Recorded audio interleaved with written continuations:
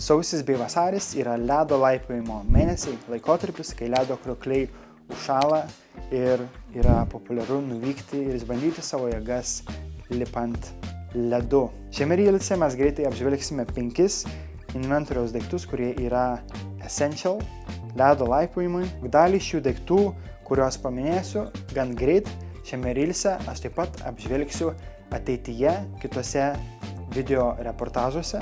Visų pirmiausia, turime Super Color striukę iš La Sportiva. Labai svarbu turėti kokybišką striukę, ne tiek kiek lipant ledu, bet kai saugai savo kolegą, stovi ir nejudi.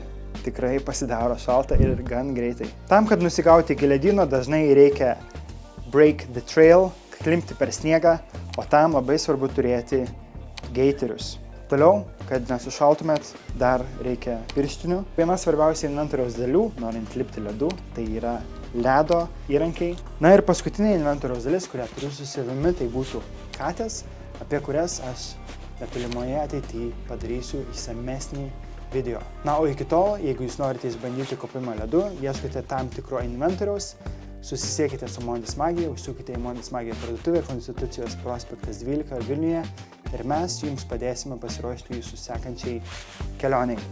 Iki pasimatymo.